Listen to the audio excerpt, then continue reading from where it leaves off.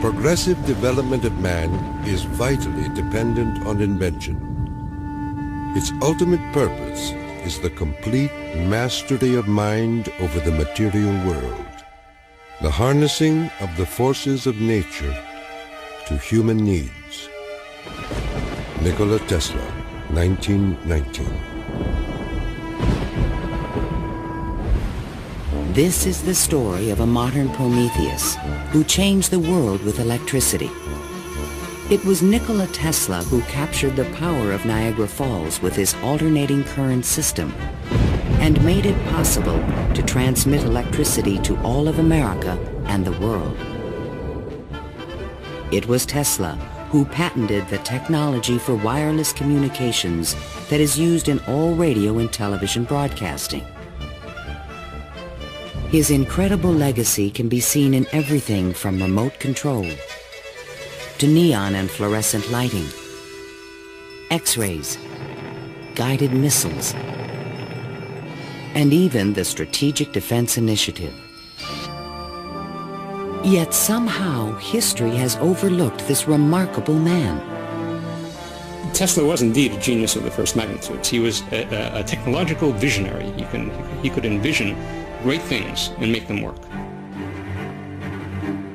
He was a foreigner, an immigrant who arrived in America with only his dreams.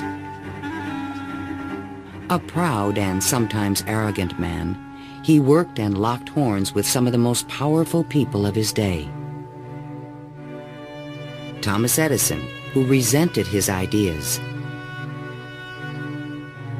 Guglielmo Marconi, who capitalized on his inventions. George Westinghouse, who created the Westinghouse Electric Company with Tesla's patents. And the great financier, J. Pierpont Morgan, who supported and then abandoned him. At the height of his career, Tesla was one of the most famous men in the world. His inventions helped America grow into a powerful industrial nation. His ideas created billion-dollar corporations. But Tesla was not a practical man. Always driven toward the next great breakthrough, he failed to protect his commercial interests.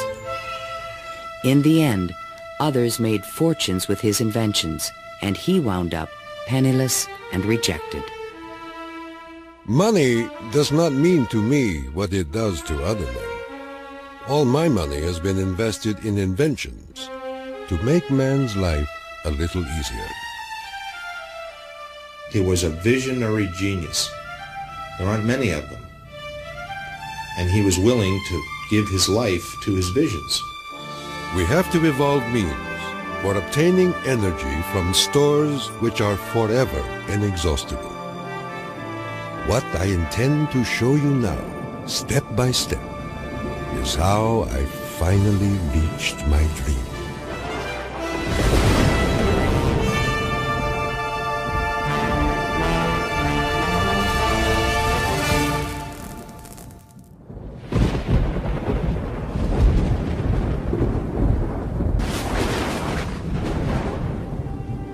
This is the house in which, by coincidence bizarre, I was born on the stroke of midnight between July 9 and 10, 1856. A fierce electrical storm raged that night. Nikola Tesla was born of Serbian parents on the eastern edge of the Austro-Hungarian Empire, in what is today Croatia. His father, Milutin, was an Orthodox priest who expected his son to follow him in the clergy. There were only two choices for children in those days, one being to go in the army and the other being to become a priest. Tesla was not attracted by either of them, which was very distressing to his father. My father was a very erudite man. The training he gave me comprised of guessing one another's thoughts and repeating long passages of verse. My mother descended from one of the oldest Serbian families in the country. She invented and constructed all kinds of tools and devices and wove the finest designs from thread. Her fingers were nimble enough to tie 3 knots in an eyelash. Early on, Tesla began to demonstrate an extraordinary imagination. In my boyhood, I suffered from a peculiar affliction due to the appearance of images, often accompanied by strong flashes of light. I was quite unable to distinguish whether what I saw was tangible or not. To give an example, I was fascinated by a description of Niagara, and I pictured in my imagination a big wheel run by the falls. I told my uncle that one day I would go to America and carry out this scheme.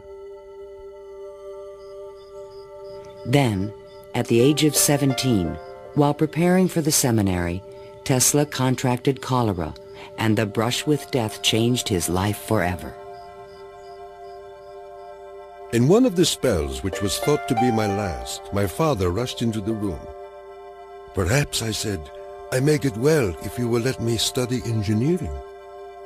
"You will go to the best technical institution in the world," he solemnly said. I came to life like another Lazarus, to the utter amazement of everyone. In 1877, at the age of 21, I traveled to Graz, Austria to begin my college education. Here, I quickly became obsessed with the science of electricity. I wanted to know more of this wonderful force. Every spark produced 1,000 echoes in my brain. In 1831, in England, Michael Faraday had discovered the principle of electromagnetic induction, which made it possible to generate electricity.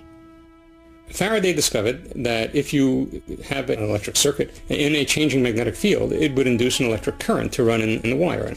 So this was the invention of the method of inducing, of creating oscillating or AC electric currents. And it was that invention that Tesla later harnessed into the electrical system that drives our civilization.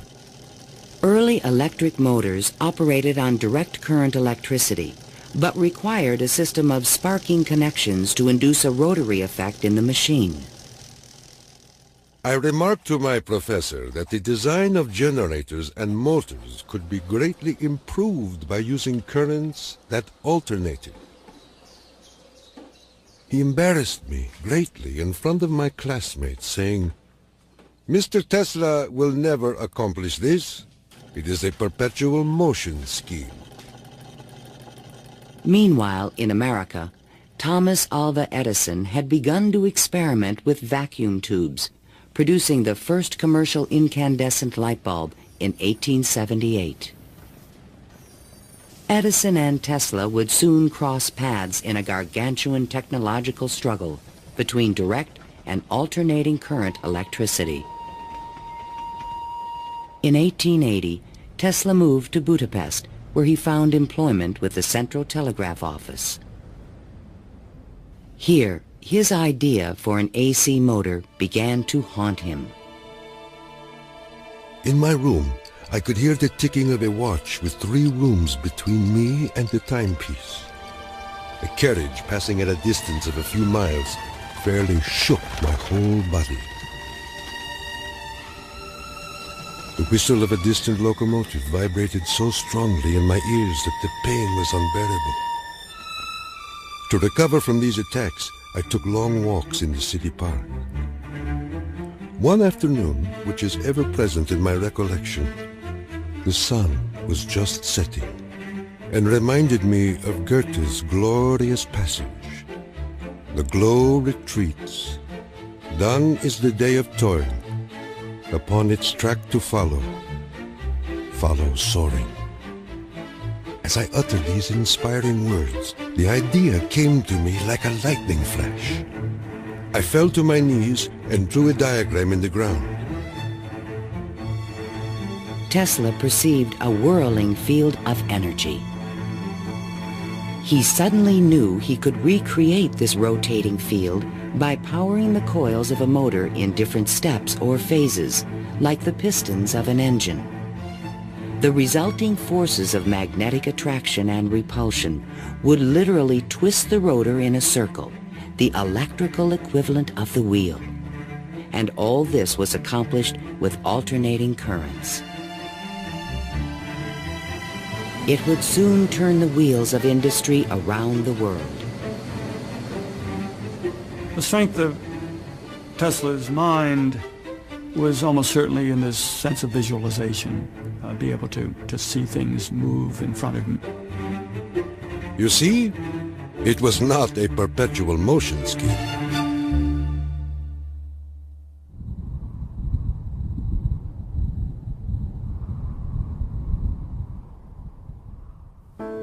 It had been the height of my ambition and my most ardent wish to see America and come in contact with the great Thomas Edison.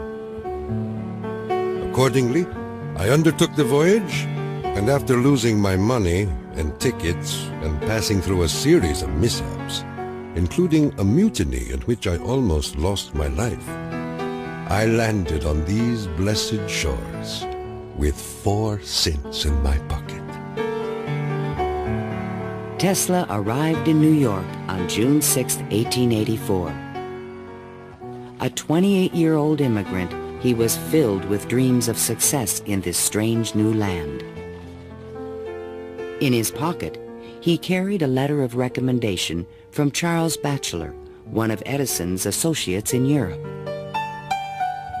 My dear Edison, I know 2 great men, and you are one of them. The other is this young man.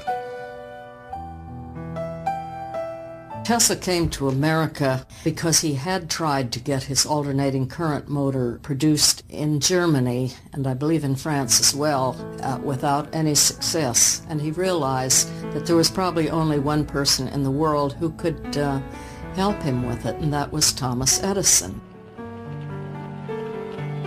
New York had had electricity since the late 1870s. Edison installed his first DC power station on Pearl Street, near the financial district, in 1882. He did this with help from the great Wall Street financier J. Pierpont Morgan. But the system was far from perfect. Electricity was a very new thing. Most people didn't understand what it was all about. They were very afraid of it. There were fires breaking out. The horses on the streets would get shocks through their shoes and run away. So it was a very exciting time for Edison. I was thrilled to the marrow meeting Edison. This great man had revolutionized the world with his incandescent lamp. And I was burning to show him my motor that ran on alternating currents. Edison had built his business on the direct current system, and any talk of alternating currents was an aggravation to him. The problem with direct current is that you can't change the voltage. What you generate, that's what you get. And if you generated the power at too high a voltage, you would blow out lamps at the other end. If you generated the proper power for the lamps and you want to go any great distance, then you need copper wire that's as thick as your arm. And the Edison people said, well, that's all right. We'll just have a power station every mile or so. DC was sufficient to power lights and run motors, but it could not be transmitted efficiently over long distances. By raising and lowering the voltage, AC could solve the problem of distance, but a working AC motor did not exist. In spite of their differences, Edison hired Tesla to improve the performance of his DC generators. Tesla said he was promised $50,000 if he was successful. The offer seemed too good to be true. I entered the Edison Machine Works, where I undertook the design of DC dynamos and motors. My regular hours were from 10:30 a.m. until 5 a.m. the next day. When I completed the task, I went to Edison for payment, and he laughed. Edison was very amused by this. He said, "You just don't understand our American sense of humor, Mr. Tesla." So Tesla had had enough by that time, and he picked up his hat and walked out. Tesla paid dearly for his pride. I lived through a year of bitter tears and hard labor, digging ditches for Edison's underground cables. But he was still determined to develop his AC motor. With help from a group of investors, he opened a laboratory on Liberty Street, only a few blocks from Edison's offices. There, he began to assemble a prototype of the motor he had envisioned 7 years earlier. Along with it, he developed all the components of the system of AC power generation and transmission still used today. In May of 1888, Tesla was ready to unveil his motor to the world. The subject which I now have the pleasure of bringing to your notice is a novel motor which I am confident will at once establish the superior adaptability of alternating currents.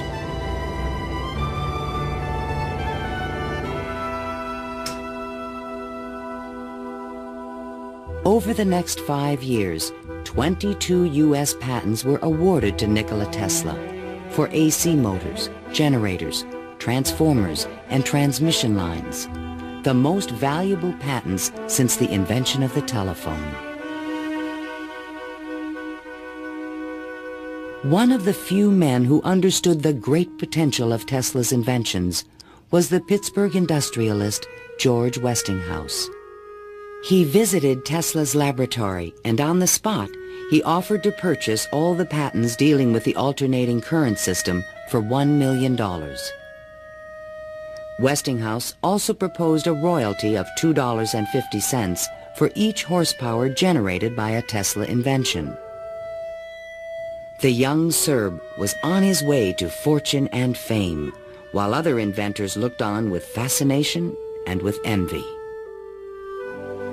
In all my troubles, I did not neglect to become a real American citizen, making me a proud and happy man.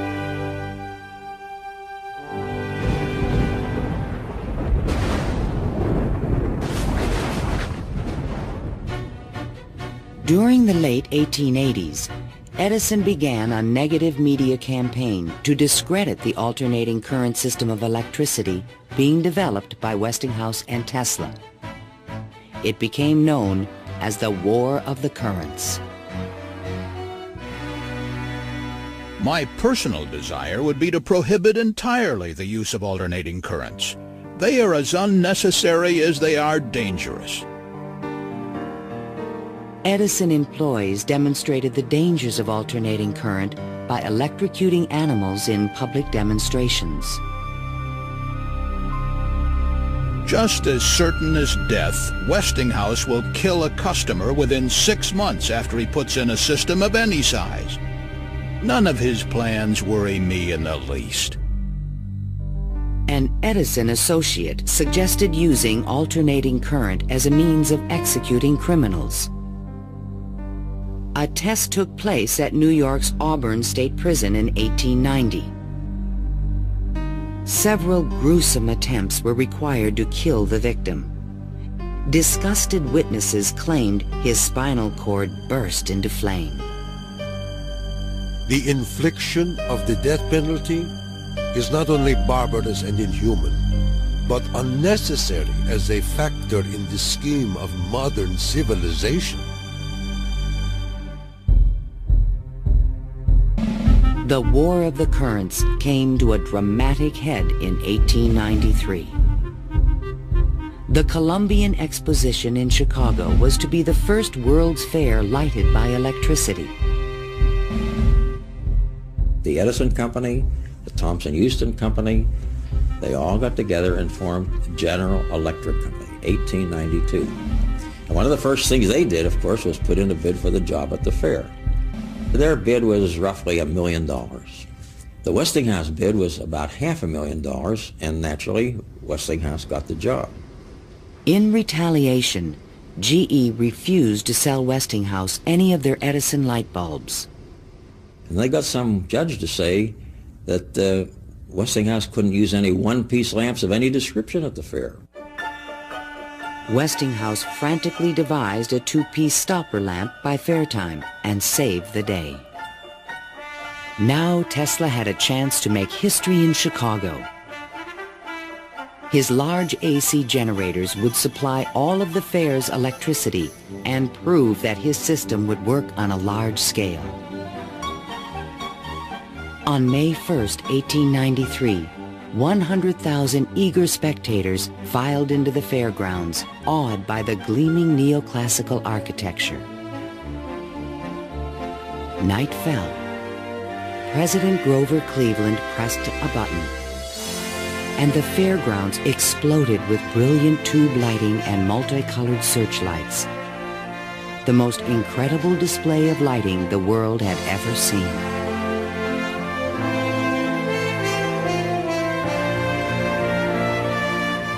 In the great hall of electricity, the public could see that the Tesla Westinghouse system made it all possible. To overcome the impression that AC was dangerous, Tesla put on remarkable demonstrations. He created a device called the Egg of Columbus to show the rotating magnetic field created by his AC motor. In his room, he had cork-soled shoes on and a tuxedo and white tie and a top hat, and he would put his hand on a terminal which would flash electricity through his body, creating a great shower as his whole body was encompassed in flame, and people were quite impressed by this, to say the least. The Chicago Exposition left an indelible impression on the American imagination. This was the gleaming new city of the future, and it was powered by the inventions of Nikola Tesla.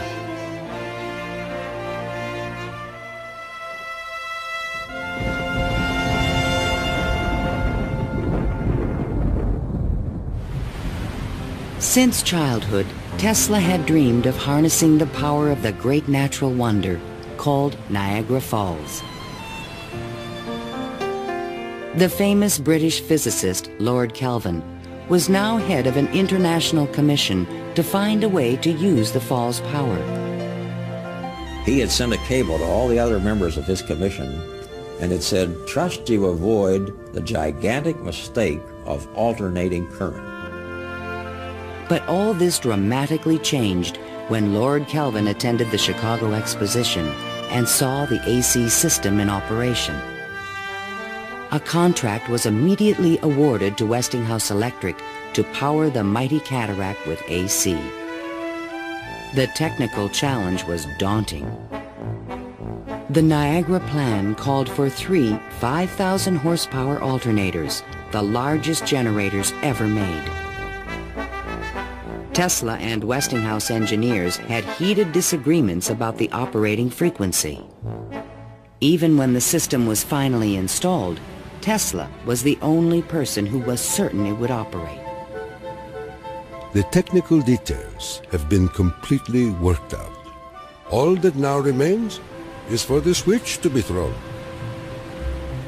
In 1896, the system went online and the electrical age began. The waters of the upper Niagara turned enormous water turbines connected by shafts to the massive 5,000 horsepower generators. The current from the generators was stepped up with transformers to 22,000 volts and sent out over long-distance lines, then stepped back down to light municipalities and power motors of Tesla's design. The Niagara Falls Gazette proclaimed, "This morning, the streetcars of this city are moving by Falls power, Hereafter, the Falls must work to earn their living. Imagine my surprise when 30 years later I saw my boyhood plan carried out at Niagara and wondered at the unfathomable mystery of the mind.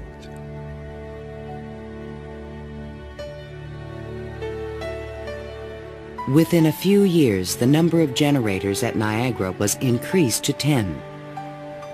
By the turn of the century, the power lines stretched 360 miles to New York City. The War of the Currents was over, and Tesla was the winner.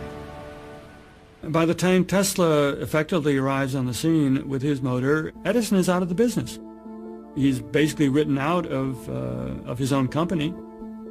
This was something Edison would not soon forget. In spite of the success of AC, Westinghouse had overextended his company's resources, leading to severe financial difficulties.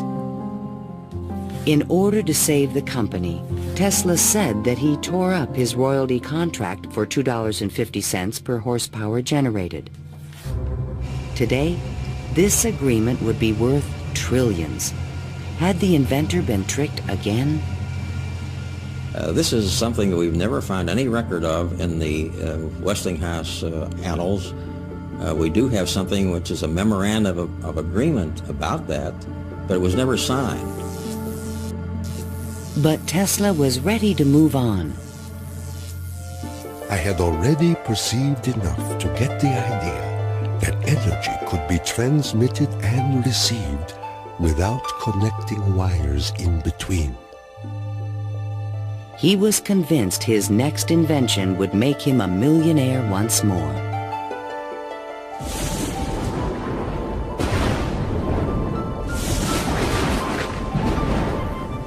My services with Westinghouse being no longer essential, I resumed experimental work in a laboratory on Grand Street, where I began immediately the design of high-frequency machines. Following the success of Niagara, Tesla was at the height of social acclaim. Everyone wanted to know more of this mysterious foreigner who was transforming the world with his electrical inventions. So far as personal appearance goes, no one can look upon him without feeling his force. His cheekbones are high and prominent, the mark of the Slav.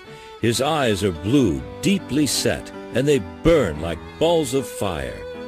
Franklin Chester, the Citizen. Why was he so well known and so popular? It's because the technological advances that he made were so directly related to the relief of the drudgery that people had to endure in their work lives. They could see what he did helped them personally. Every evening, Tesla showed up at Delmonico's, the most expensive restaurant in town, to be shown to his special table. He is fanatical about his dress, usually sporting a fine waistcoat, white leather gloves, and a derby hat on his head. He is meticulous about his health and drinks a glass of whiskey a day, saying it will increase his life expectancy to 150 years of age. Tesla hobnobbed with the leading politicians, millionaires, and celebrities of the era. This was the best way for independent inventors to find support for their projects. His friends were the New York elite, John Jacob Astor, William K. Vanderbilt, and the writer Mark Twain. I have just seen the drawings and description of an electrical machine lately patented by Mr. Tesla, which will revolutionize the whole electric business of the world. One of Tesla's closest friends was Robert Underwood Johnson, editor of the prestigious Century magazine. Johnson's wife was deeply in love with Tesla. My dear Nicky, do leave aside the millionaires and Fifth Avenue for some simple pleasures. From one distinguished only by a great weakness, Katherine Johnson. In fact, The world-famous inventor was also New York's most intriguing bachelor.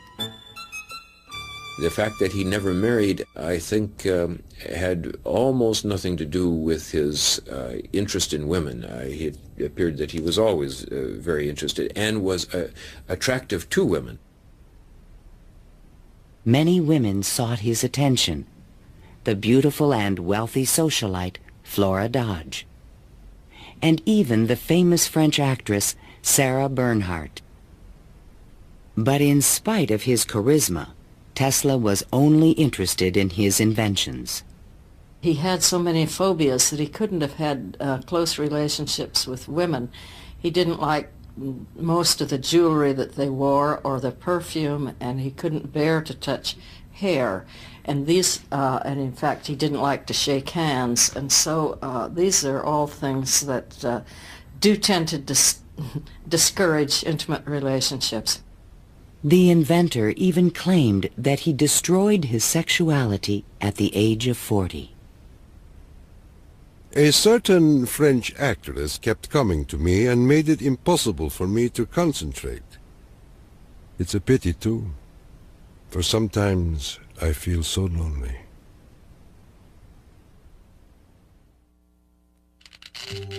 Throughout the 1890s, alongside his work on AC power technology, Tesla was also experimenting with high-frequency electricity. In 1873, James Clerk Maxwell in England had proven mathematically that light was electromagnetic radiation. Light was electricity, vibrating at an extremely high frequency. To explore this unknown world, Tesla invented a unique device, still known today as a Tesla coil. The Tesla coil is an instrument that can step up voltages to high voltages at high frequencies. That essentially transmits a radio signal. Tesla invited friends and potential investors to late-night demonstrations in his laboratory. In experiments, he would permit his guests to pass thousands of volts of electricity through their bodies to light a lamp or melt a wire in their hands. Mark Twain was always a willing subject. Thunder is good. Thunder is impressive. But it is lightning that does the work. Even today, it would be a little bit scary to go into Tesla's laboratory, and in those days when people didn't know anything about electricity, it must have been terrifying. With high frequencies, Tesla developed some of the first neon and fluorescent illumination. He also took the first X-ray photographs. But these discoveries quickly paled one day in 1890 when a vacuum tube illuminated in his hand without any wire connection. To me, it was the first evidence that I was transmitting energy through the air. This was the beginning of Tesla's lifelong obsession, the wireless transmission of energy.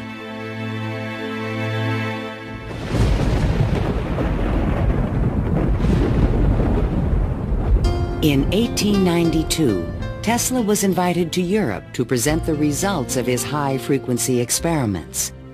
In London and Paris, he amazed scientists and engineers with lighting and electrical effects that looked more like magic than science. He also announced a remarkable new possibility. I would say a few words on a thought which fills my mind and concerns the welfare of all. I mean the transmission of intelligence and even power without the use of wires. I am becoming more convinced daily of the practicality of this scheme. The race for radio was about to begin. In 1888, the German physicist Heinrich Hertz had demonstrated that currents of high frequency emit electromagnetic waves, or radio waves, into space. But creating a practical means of wireless communication would require a quantum leap in imagination.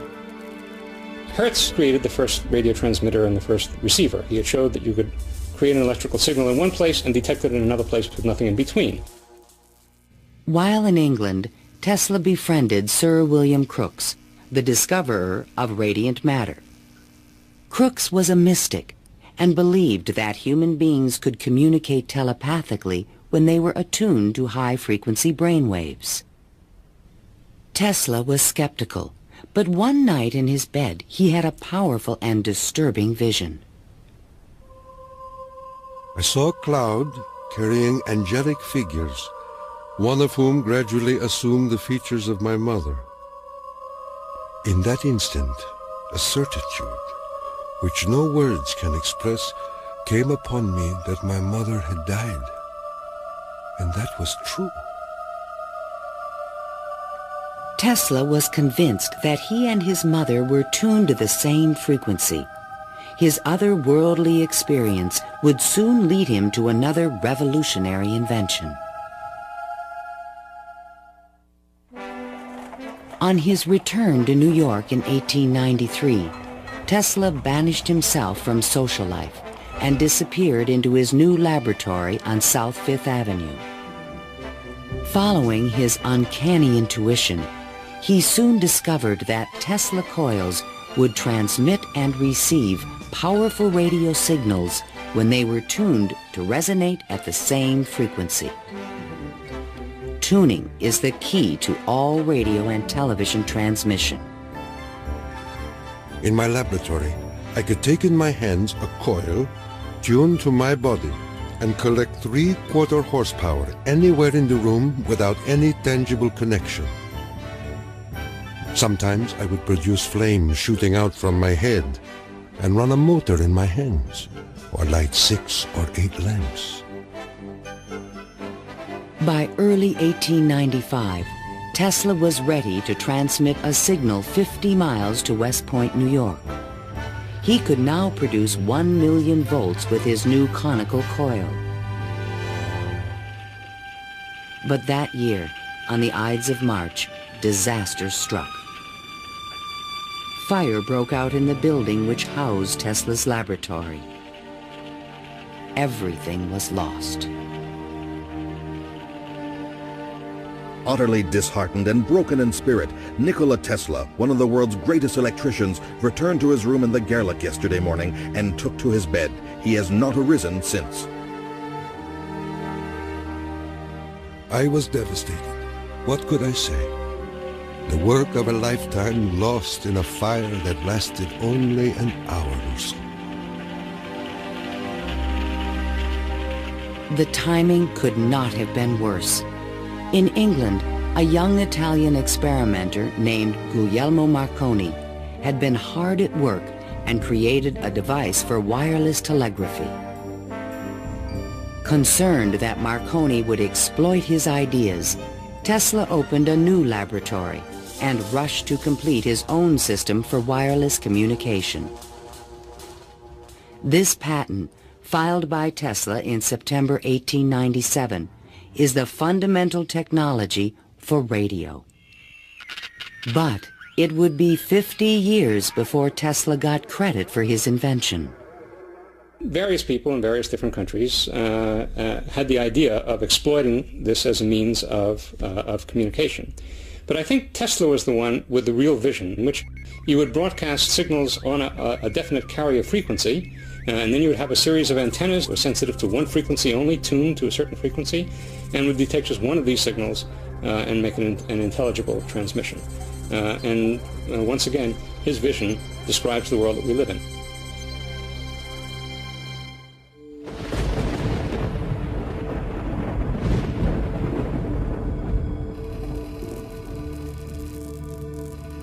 I was so blue and discouraged in those days that I do not believe I could have borne up but for the regular treatments of electricity which I applied to myself. It puts into a tired body what it needs most, life force. Following the destruction of his laboratory, Tesla developed a deeper interest in Eastern thought and spiritualism.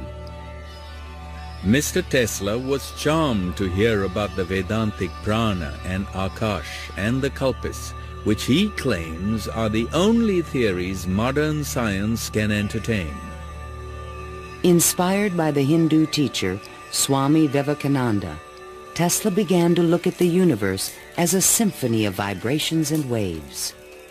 We are whirling through endless space with an inconceivable speed. Everything is spinning. Everywhere there is energy. There must be some way of availing ourselves of this energy more completely. In 1898, an unusual experiment took place in Tesla's laboratory. He attached a small mechanical oscillator to an iron pillar. Precisely timed pulses from the device made the entire building tremble. Windows started crashing around the area, and he, being at the epicenter, didn't notice anything happening until some police came bursting into his laboratory. It was just at the moment where he'd picked up a sledgehammer and broken the oscillator. He just said to the policemen that how too bad that they had just missed an interesting experiment. Tesla was, I would say, obsessed with frequency, the notion of resonance. The story where he takes the device and puts it on the girder in his office and, gets the frequency of the building and supposedly, it's an apocryphal story, I'm sure, but it gets right at the core that, hey, if I've got the right frequency, I can move the world. And indeed, he talks about the frequency of the earth, and that if he can do that, he can, almost literally split the earth in half. Meanwhile, Marconi was doing more practical things and succeeded in transmitting a signal 5 miles on the Salisbury Plain in England. Not to be outdone, Tesla decided to introduce an entirely new invention. In a specially constructed pool, potential backers were amazed to see the inventor controlling the motions of a small mechanical boat with no wires attached to it. This was the world's first radio-controlled device. The machine even seemed to think. Someone threw out the question, what is the cube root of 64? And 4 flashes came back. The audience was so surprised, Tesla had to remove the lid to prove no one was inside. Tesla developed his radio-controlled boat in 1898 and patented it and thought it was an armament for war. He rationalized this as a means of ending war. The military who looked at it thought it was too complicated and vulnerable. Soon after the demonstration, Mark Twain wrote from Austria. Dear Mr. Tesla, have you the Austrian and English patents on that destructive terror which you have been inventing, and thus make war henceforth impossible? If so, won't you set a price on them and commission me to sell them? Sincerely yours, Mark Twain. But I have no desire to be remembered as the inventor of a purely destructive device. I prefer to be remembered as the inventor who abolished war. That will be my highest pride.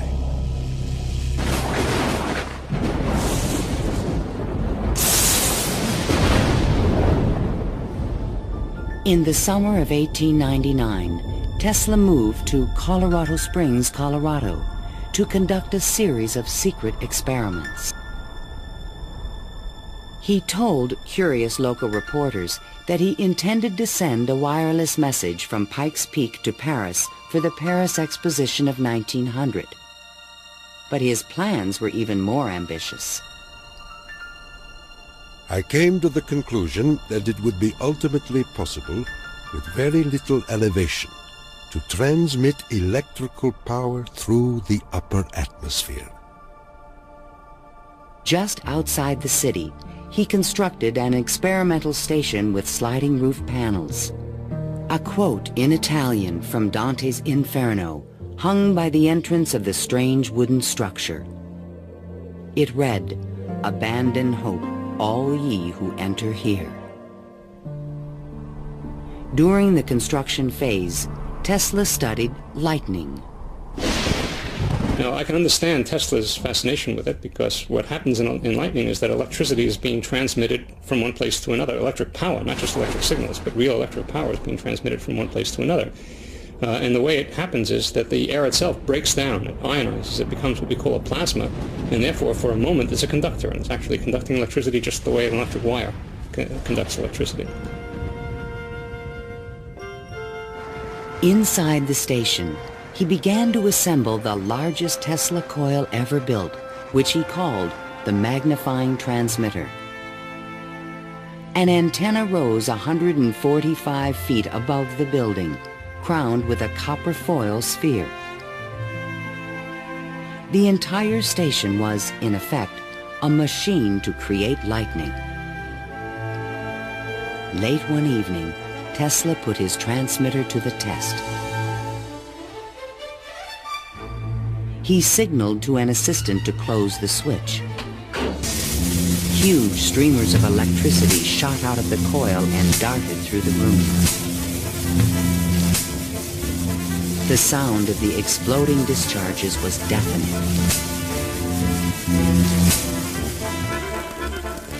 Outside, above the building, bursts of artificial lightning, more than 100 feet long, began to shoot out of the ball atop the antenna. Its thunder could be heard 20 miles away in the small mining town of Cripple Creek.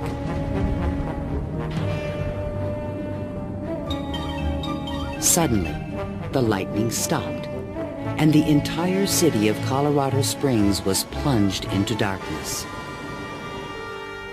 The experiment had set fire to and destroyed the local power company's generator. Residents were furious and began to fear this mysterious stranger. Undaunted, Tesla continued his wireless power experiments for 6 more months. Late one night, an unusual event took place. Tesla noticed a repeating signal being received by his apparatus. To his own amazement, he believed it was an extraterrestrial communication. In a letter to the American Red Cross, he wrote, "Brothers, we have a message from another world. It reads, 1, 2, 3. The press had a field day. If the mystical 1, 2, 3 was impulsed from Mars, as Tesla says, they certainly showed most excellent taste in choosing Colorado Springs. It is a rule in inventional science. When you're going to tell one, tell a good one. And men have become great in this way. Colorado Springs Gazette. Though widely ridiculed for his claim, Tesla may have been the first to detect radio waves from space. I believe that Tesla could have gotten these signals from space. We are getting them today, and these are the radio telescopes. That's what radio telescopes do today, receive signals from space. They are not from alien civilizations, but they are from the sun and from the stars. On January 7th, 1900, Tesla boarded a train back to New York City. Perhaps he had mastered the power of lightning, or at least that's what he believed. The law which I discovered in Colorado is wonderful, and it means that results undreamed of before will be possible, as soon as a large plant is constructed in accordance with my plan. See the excitement coming.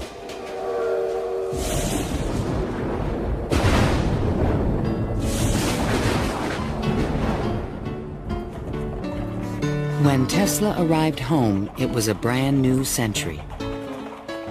Electricity was fueling the tremendous growth of the city. And now, there was talk in the air about the new art of wireless communication. Marconi arrived in New York in 1900 to attract investors for his new company, Marconi America. He filed a U.S. patent for a system of wireless telegraphy, but it was rejected because it was similar to Tesla's invention. It became obvious, I think, to Marconi as well as to other experimenters of the time that the Tesla system was an efficient, powerful resonator that would produce electromagnetic waves that you could work with. Confident in the future, Tesla took up residence in the Waldorf Astoria Hotel and wrote a sensational article for Century magazine. First, let us ask, what is the spring that drives all? All this energy emanates from one single center, one single source, the sun. In this detailed futuristic vision, he described a means of tapping the sun's energy with an antenna. He suggested that it would be possible to control the weather with electrical energy. He predicted that wars would soon be eliminated by machines. And to unite all nations, he proposed a global system of wireless communications. When wireless is fully applied, the Earth will be converted into a huge brain, capable of response in every one of its parts. It tells us about a vision he had for both power and communications, that he wasn't going to think small. He was going to think globally on this. And that's all very nice if it works. The idea of a global communications network was very appealing to one of the world's most powerful men, J. Pierpont Morgan. He agreed to invest $150,000 into Tesla's worldwide radio broadcast center. But the inventor's real plan was to transmit without wires industrial levels of electrical power. Tesla chose to keep this a secret from his investor. In the summer of 1900, Tesla moved to Shoreham, Long Island, and began construction of a huge tower and plant called Wardenclyffe. This Tower of Dreams was made entirely of large wood beams and rose 187 feet above the ground. The plant next to the tower was designed by the architect Stanford White and was constructed under strict secrecy. He certainly could have sent signals across the Atlantic with no trouble with a station of that magnitude. But he was still pursuing wireless power transmission. The tower would light up at night, shooting sparks, making noises. Such experiments, they alarmed the whole area. Then, on December 8, 1901, Marconi took another step forward and transmitted his famous letter S across the Atlantic. Tesla dismissed the Italian's advances. Marconi is a good fellow. Let him continue. He is using 17 of my patents. The simple fact about Marconi is that he used Tesla's system to transmit signals and claimed that these were ideas that he had developed himself. Morgan began to doubt the wisdom of his investment. Marconi's system not only worked, it was also inexpensive. And technical problems were beginning to catch up with Tesla. He went back to Morgan again, asked for more money. Morgan says, "Where's the radio transmissions across the Atlantic? How's that coming along?" Well, it wasn't coming along. Tesla was forced to tell Morgan his real plan. What I contemplate and what I can certainly accomplish, Mr. Morgan, is not a simple transmission of messages, but rather the worldwide transmission of electrical power. A single plant of but 100 horsepower can operate hundreds of millions of instruments. But Morgan was a practical businessman and had already decided to back Marconi. I have received your letter. and in reply would say that I should not feel disposed at present to make any further advances. J. Pierpont Morgan. Word spread rapidly that the investor had pulled out of Wardenclyffe, and Tesla was financially ruined. Late one night in 1903, the residents of Shoreham were astonished to see bright light emanating from the tower and an effect in the air like the aurora borealis. But in fact, Tesla could not transmit wireless power. And his major defect was he was dreaming, but he was doing very few calculations on paper. Because on paper he could have realized that you can transmit power, but not very much power. You can transmit power to hear the radio or for television or for a telephone. But once you want to start turning lights in which you really need high currents, the power gets diluted because space is very large. To his dying day, Tesla believed it could be done. It is not a dream. It is a simple feat of scientific electrical engineering, only expensive. Blind, faint-hearted, doubting world.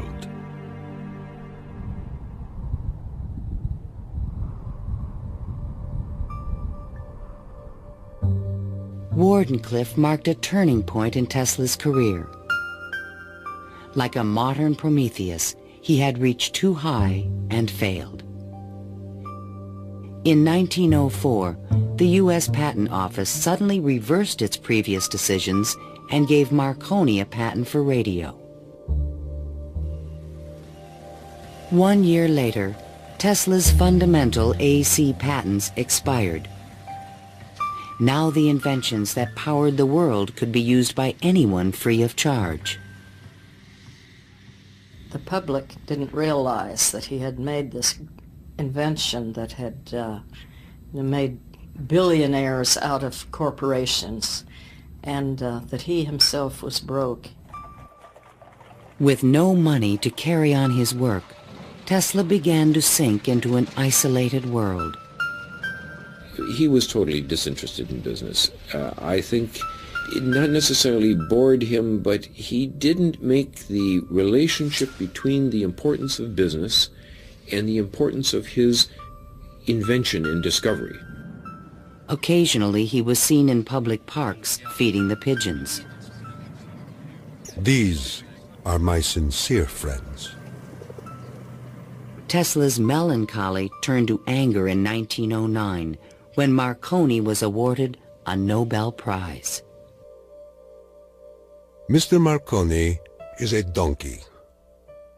The question of Tesla and radio is certainly a very interesting one. It's clear that Tesla, in terms of certain basic notions of radio, was very early, if not first, in expressing them and even of getting of taking them to the patent stage.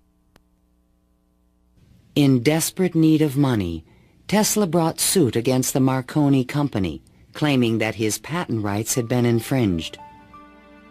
But he lacked the resources to wage a legal battle with a large corporation, and ultimately gave up. Marconi had received the Nobel Prize for work that Tesla correctly believed to be his own. I suppose everything is fair in wireless as in warfare. In 1915, the Nobel Prize entered Tesla's life once again. The Swedish government has decided to distribute the Nobel Prizes next week as follows. Physics, Thomas A. Edison and Nikola Tesla. Even Tesla was surprised by the front-page announcement in the New York Times. I have concluded the honor conferred upon me concerns the transmission of electrical energy without wires. But 1 week later, the award was given to William H. Bragg of Oxford, England, for his work with X-rays and crystal structure. The embarrassing situation was never really explained. A rumor spread that Tesla had refused to share the prize with Edison. The difference that the Nobel Prize could have made in Tesla's life soon became evident.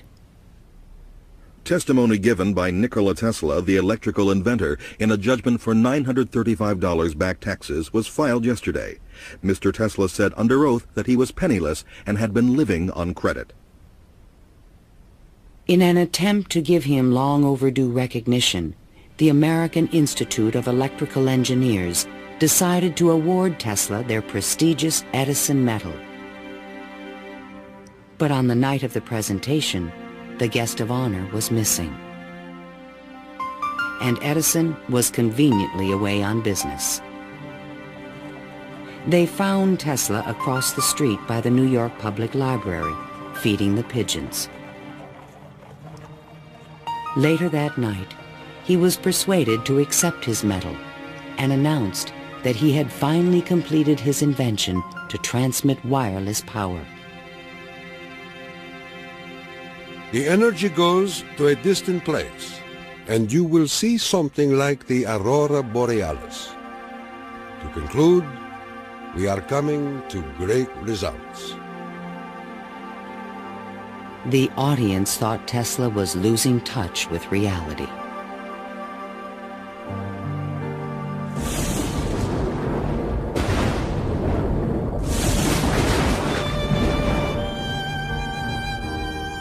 I refuse to accord to some small-minded and jealous individuals the satisfaction of having thwarted my efforts. These men are nothing more to me than microbes of a nasty disease. Well, by that time, you know, Tesla had ceased to have any financial means. He was virtually dependent on being helped by hotels and people that he knew. He began to bring injured birds back to his hotel room to nurse them. He had more companionship with pigeons in that time of his life than with human beings. Working as a consulting engineer, Tesla managed to maintain a small office and laboratory in the Metropolitan Tower. To change his thoughts, he frequently attended movies in Times Square. Here he could see his futuristic ideas appearing on the screen. But his ideas were only accepted in science fiction movies and magazines. In 1924, there was a news report that while at Colorado Springs, Tesla had invented a death ray machine that shot bolts of lightning. The inventor was strangely quiet on the topic. Meanwhile, a new scientific star, Albert Einstein, had captured the world's attention with his theory of relativity. Tesla continuously attacked the validity of Einstein's work. Scientists today wander through equation after equation that have no relation to reality.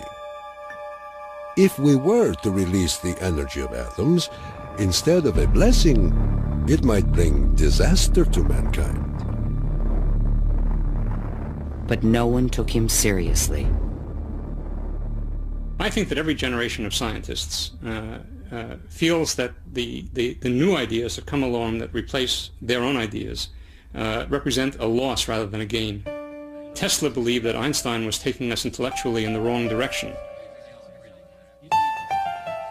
Rejected by traditional science, Tesla's interests again turned to the esoteric. His intellect seemed to embrace a lot of different areas quite easily. What he lacked were the social skills. And that's an enormous shame because it interfered with his ability to use that genius, to be practical. Though nearly a recluse, he would occasionally attend dinner parties at the home of the German poet and mystic George Sylvester Viereck. And he always intrigued the guests. While we were in the midst of talking, an apparition seemed to come into the room.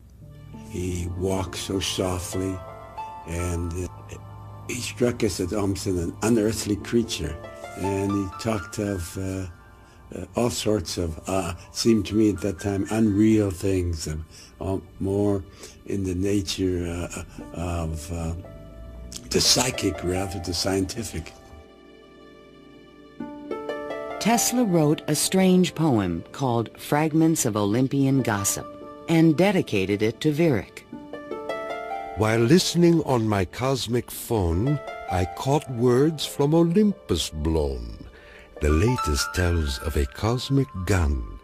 To be pelted is very poor fun. The meaning of the poem would soon be explained.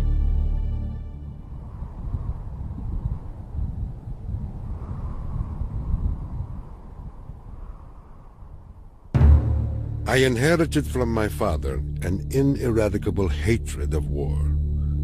But war can be stopped, not by making the strong weak, but by making every nation, weak or strong, able to defend itself. Thomas Edison, America's best-known inventor, died in 1931. That same year, Tesla came back to life. His friends threw him a 75th birthday celebration. Time magazine put his picture on the cover. Letters of admiration poured in from scientists around the world, including a generous Albert Einstein. I congratulate you for your great success on your lifetime task. Basking in the attention, Tesla announced at a press conference that he had discovered a completely new source of power. The idea, when it first burst upon me, was a tremendous shock. And let me say that it has nothing to do with releasing so-called atomic energy. I think that a lot of the proposals that he made in his later life were so esoteric as to be impractical in that time and even in the current time. When the Nazis rose to power in Germany, Tesla decided that the time was right to reveal his new source of power, a man-made form of lightning called teleforce that could shoot an airplane from the sky. Nikola Tesla, electrical wizard and radio pioneer, announced that he was working on a machine to create a powerful electrical death beam which could wipe out armies in a flash and destroy huge fleets of ships or planes. The concept of using lightning bolts as a weapon certainly is millennia old. It goes back at least to the ancient Greeks. Think of Zeus throwing lightning bolts. The main contribution that Tesla had was to come up with a true scientific, rational, at least concept of coming up with controlling these lightning bolts and projecting them over long distances. Tesla had experimented with this idea while at Colorado Springs. Now he intended to build it on a large scale. His plan was to charge small particles of tungsten or mercury, then accelerate them with lightning force through a special gun with one end open to the atmosphere. Tesla's death beam stirred the public's imagination when it was featured in a Superman cartoon, the Electro-Euthanasia Ray. But the idea was more than science fiction. Tesla tried to sell this concept to various governments, England, the Soviet Union, and the United States, all Allied powers, and against Germany. He offered his system to England for $30 million, and they entered negotiations. When Tesla demanded payment before sending the final plans, the deal fell through. The British attempted to build their own death beam. but the project was soon abandoned. As the Nazis surrounded Yugoslavia, Tesla attempted to sell a beam weapon system to his former country. There should be needed 9 stations, 4 for Serbia, 3 for Croatia, and 2 for Slovenia, and it will protect our dearest homeland. At this point, even Tesla's countrymen thought he was just a crazy old man. One day in 1937, Tesla started out from his hotel room to feed his pigeons. Suddenly, a few blocks from the hotel, he was hit by a taxi and thrown to the ground. 3 of his ribs were broken. He was 81 years old. Remembering what he did for their company, Westinghouse executives agreed to pay his room and board for the rest of his life. The inventor also received a small stipend from the Yugoslav government. During the Christmas season of 1942, Tesla's death was imminent.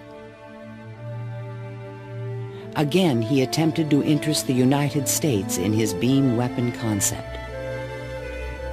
At the recommendation of 2 government engineers, a meeting of high-level officials was scheduled at the White House for January 8, 1943, to consider his plans. But the meeting never took place. Nikola Tesla, inventor of the Tesla coil, the induction motor, and hundreds of other electrical devices, died last night in his suite at the Hotel New Yorker. On last Thursday night, here in our city of New York, a man who was 87 years of age died in his humble hotel room. On January 10, 1943, Mayor Fiorello LaGuardia of New York paid tribute to Tesla on the radio. He died in poverty, but he was one of the most useful and successful men who ever lived. Were we to eliminate from our industrial world the result of Tesla's work, the wheels of industry would cease to turn, and our electric trains and cars would stop. Our towns would be dark, our mills and factories dead and night. But Tesla is not dead. The important part of Tesla lives in his achievement, which is great, an integral part of our civilization, of our daily lives, of our current war effort. Ironically, only 5 months after Tesla's death, the United States Supreme Court declared elements of the Marconi patent invalid. The decision confirmed Nikola Tesla's patent priority for the fundamental technology of radio.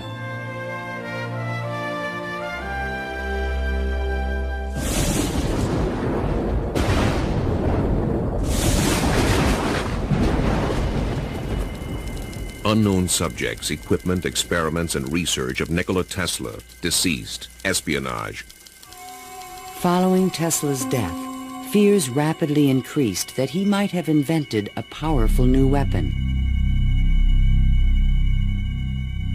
FBI Special Agent in Charge, P.E. Foxworth, was called in to investigate. He had been informed that Tesla's papers were not secure. Tesla is reported to have completed and perfected his experiments in the radio transmission of electrical power, commonly referred to as the death ray. A distant relative of Tesla, named Sava Kasanovic, is taking steps to get possession of these important documents and plans. Tesla's nephew, Kasanovic, was an up-and-coming Yugoslav diplomat with suspected connections with the communists. He insisted that his uncle's effects be returned to Yugoslavia. Kasanovic had asked the locksmith to come and open the safe, thinking there might be a testament, a will, in the safe. A will was never located. And there was a lot of talk then about secret weapons and negotiations with the USSR. There was all kind of talk, you know. Shortly before his death, Tesla showed a delivery boy a box in his room that he said contained a powerful weapon. A number of people called me and asked me, did I see in the hotel room a certain kind of a box, you know? They were looking for some secret contraption that Tesla had invented. I never saw anything like that. The U.S. Office of Alien Property immediately seized all of Tesla's possessions until their ownership could be established. There's every evidence that they did look through all his papers, because the papers were not in order and certain things were missing. All his technical papers on beam weapons were secretly microfilmed by U.S. military agents. On August 6, 1945, the first atomic bomb was exploded on Hiroshima, Japan. Soon after, the bomb would be in the Soviets' hands.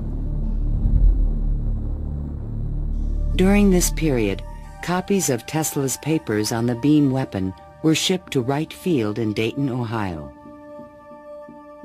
There, a top-secret research program began called Project Nick to find a defense against nuclear missile attack.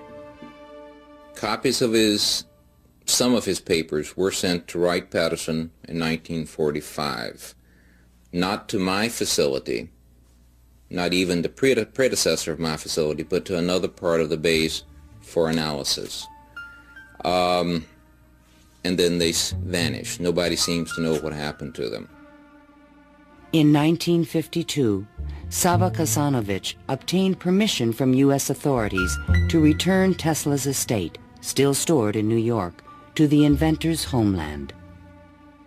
I personally believe that the U.S. government may have overlooked some things of value in the Tesla papers before they were released to the Yugoslav government.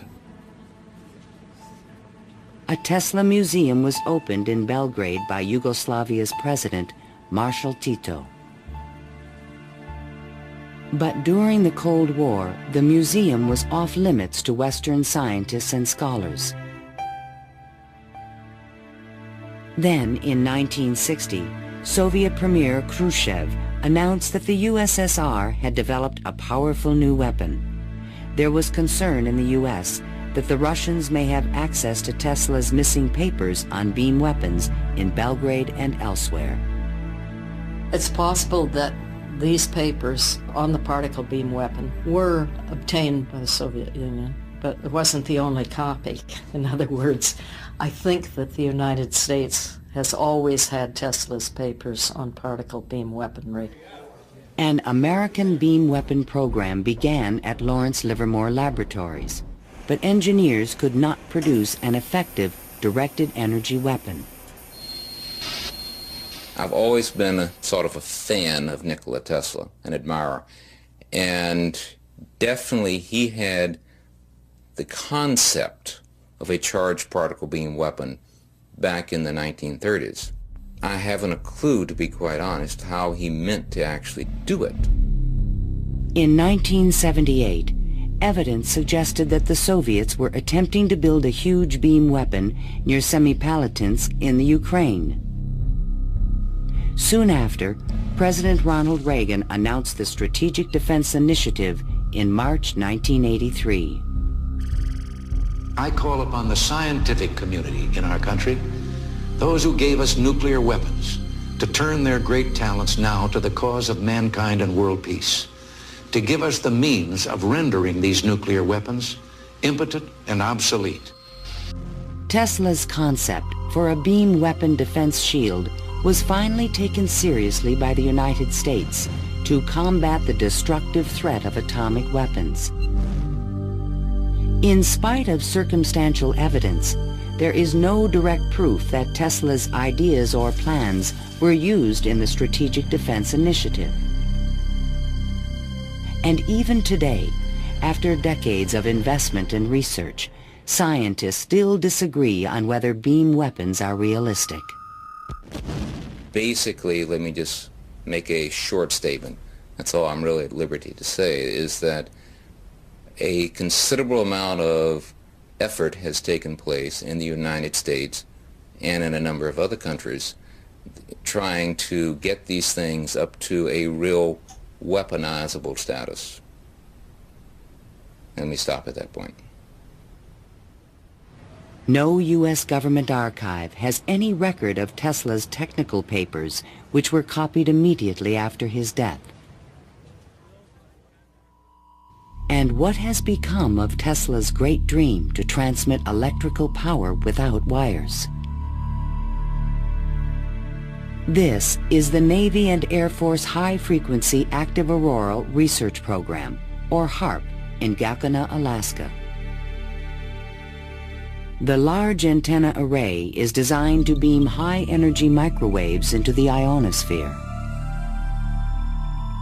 Tesla was his genius because way before anybody knew or even understood the physics of the Earth and what we call today the ionosphere, which is a layer of ionized particles about 80 kilometers above the Earth, he conceived it.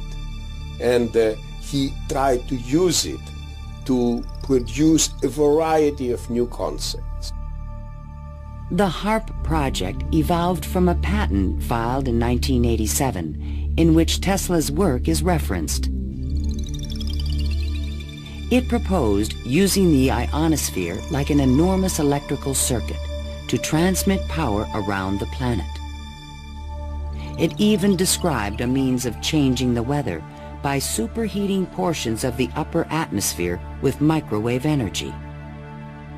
Tesla proposed that it might be possible to modify the weather by using radio waves. I believe that this is impossible. Ionospheric modification is still in its early experimental stages, but microwave technology has already made it possible to transmit wireless power with the use of satellites.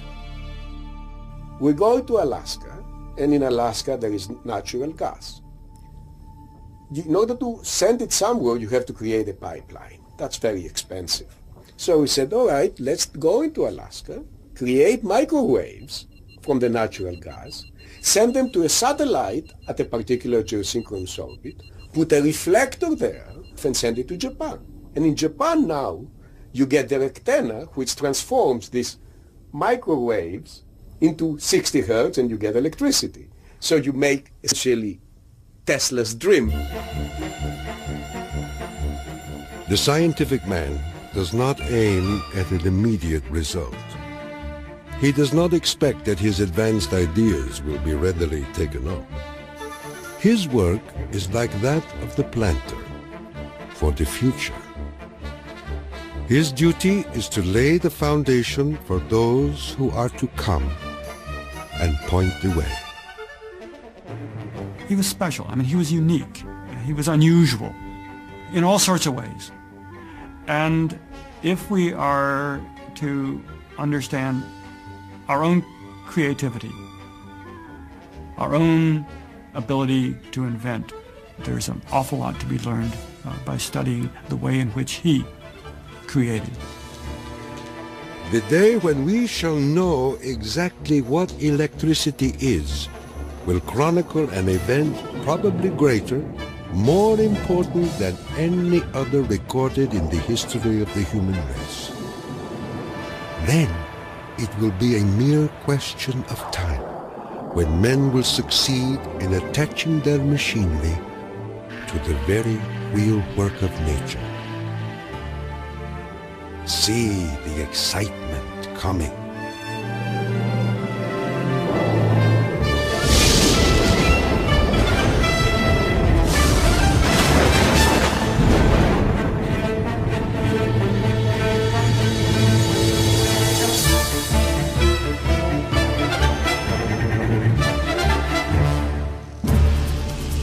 To learn more about Nikola Tesla, visit PBS online at pbs.org.